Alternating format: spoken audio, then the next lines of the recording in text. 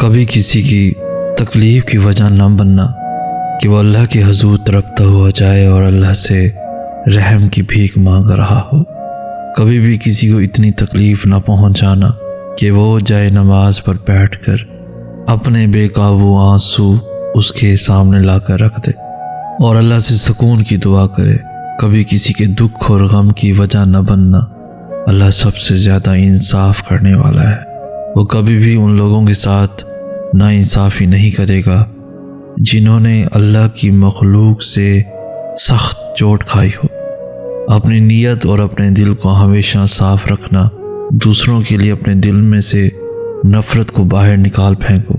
اگر آپ چاہتے ہو کہ آپ کے ساتھ کبھی کچھ غلط نہ ہو تو کسی کے ساتھ کچھ غلط مت کرنا، یہاں تک کہ اپنے دماغ میں بھی کوئی غلط بات مت آنے دینا، کیونکہ جہاں اللہ رحم کرنے والا ہے وہاں سخت عذاب دینے والا بھی ہے۔ اس کے بدلے اور انصاف سے بچنا ناممکن ہے۔ وہ کسی کے ساتھ بھی ناانصافی نہیں کرتا، نہ کسی کو اکیلا چھوڑتا ہے۔ ایک بات یاد رکھیے گا، اللہ ہمیشہ لوگوں کو آپ کے سامنے ظاہر کرے گا۔ اس سے کوئی فرق نہیں پڑتا کہ وہ خود کو کتنی اچھی طرح سے چھپاتے ہیں۔ اس سے کوئی فرق نہیں پڑتا کہ وہ کتنی کوشش کرتے ہیں اور اپنی اصلی توجہ پر پردہ ڈالتے ہیں۔ اللہ سب جاننے والا ہے۔ وہ ہمیشہ آپ کے سامنے ان کے ارادوں کو ظاہر کرے گا۔ جب آپ کسی مشکل وقت، مشکل صورتحال سے گزر رہے ہوں تو اللہ آپ کو ہمیشہ لوگوں کی اصلی چہرے دکھائے گا۔ یقین کریں، اللہ آپ کی آنکھوں کے سامنے جو کچھ ظاہر کرے گا اس پر آپ حیران رہ جائیں گے۔ وہ لوگ جن کے بارے میں آپ کو لگتا ہے کہ وہ زندگی کے ہر مشکل وقت میں بھی آپ کا ساتھ نہیں چھوڑیں گے، وہ آپ کو اپنی زندگی سے ایسے باہر نکال دیں گے جیسے آپ کبھی تھے ہی نہیں۔ اے اللہ، میری زندگی میں آسانیاں پیدا کر، میرے بے چین دل میں کچھ سکون بھر دے، مجھے ہدایت دے، سیدھی راہ دکھا دے اور مجھے ہمت دے کہ میں ان تمام مشکلات کا جو مجھے دن رات بے چین رکھتی ہیں، مجھے چین سے سونے نہیں دیتی، سامنا کر سکوں، اور میرے رب مجھے صبر عطا کر دے۔ اللہ پاک قرآن پاک میں فرماتے ہیں، اپنے رب کے حکم کی خاطر صبر کر جا، بے شک تم تو ہماری نظروں میں رہتے ہو۔ اللہ کی تسلی کتنی پیاری ہوتی ہے نا۔ تب سمجھ میں آتی ہے کہ قرآن کو زندہ کتاب کیوں کہا گیا، کیونکہ انسان کے دل کا حال جانتی ہے، انسان کو بہترین طریقے سے سمجھتی ہے۔ قرآن واقعی محبت ہے۔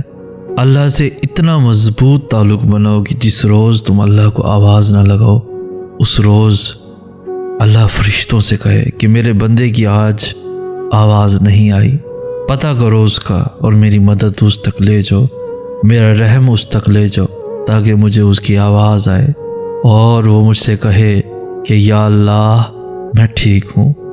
دل کو مارے بغیر نور نہیں ملتا۔ دل کو مارنے کا مطلب یہ نہیں ہے کہ اپنے اندر جینے کی امنگ چھوڑ دو، اس کا مطلب ہے کہ ایسی خواہشات کو دبا لو، چھوڑ دو جو تمہیں اپنے رب سے دور کر دیں۔ اپنے نفس کو اپنا غلام بنا لو، نہ کہ نفس کے غلام بن جاؤ۔ اپنے رب کے حکم کے آگے سر جھکا دو، یہ ہے دل کو مارنا۔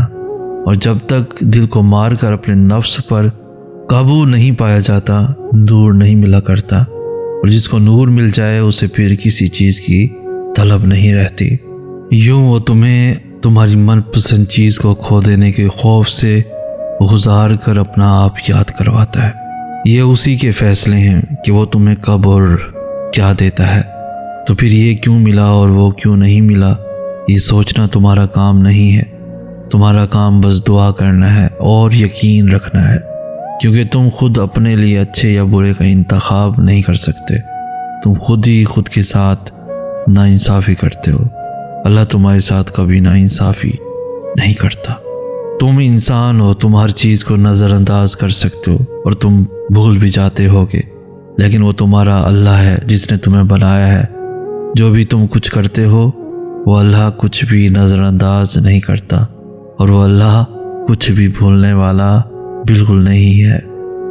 اللہ تعالیٰ ہم سے یہ نہیں پوچھیں گے کہ تمہارا CGPA کتنا تھا، اللہ تعالیٰ یہ نہیں پوچھیں گے کہ فلاں کی شادی پہ تم نے کتنے کپڑے بنوائے، اللہ تعالیٰ نہیں پوچھیں گے کہ کتنے گھنٹے تم نے انسٹاگرام پہ سکرولنگ کرتے ہوئے گزارے، اللہ تعالیٰ یہ نہیں پوچھیں گے کہ دنیا میں کیا کیا حاصل کیا۔ اللہ تعالیٰ تو یہ پوچھیں گے کہ جب آذان ہوئی تھی تو تم نے نماز پڑھی تھی، اپنا دل صاف رکھا تھا، دل میں لوگوں کے لیے میل تو نہیں رکھی تھی۔ جب میں اپنے بندوں کو معاف کر دیتا ہوں تو تم بندے ایک دوسرے کو معاف کیوں نہیں کرتے؟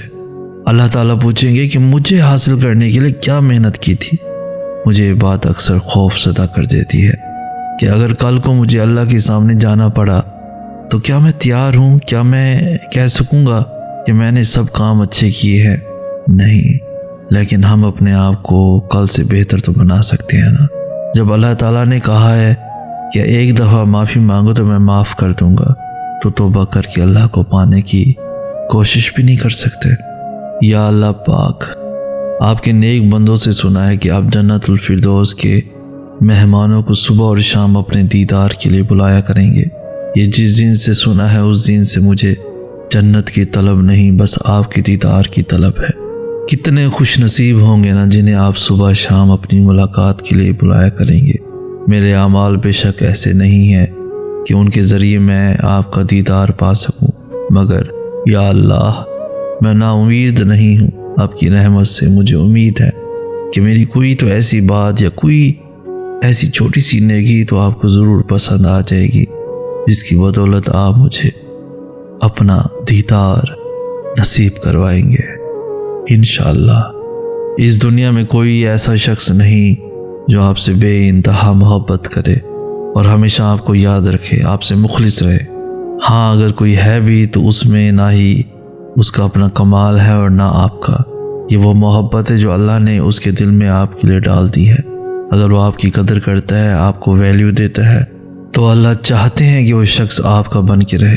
یہ تو اللہ نے چاہا کہ وہ شخص آپ کو چاہے اور عمر بھر چاہے، اور وہ شخص آپ کو چاہتا رہے گا یہاں تک کہ آپ اس دنیا کو چھوڑ دیں گے، پھر بھی وہ آپ کو نہیں بھولے گا، آپ کا ذکر کرے گا، لوگوں میں آپ کو زندہ رکھے گا۔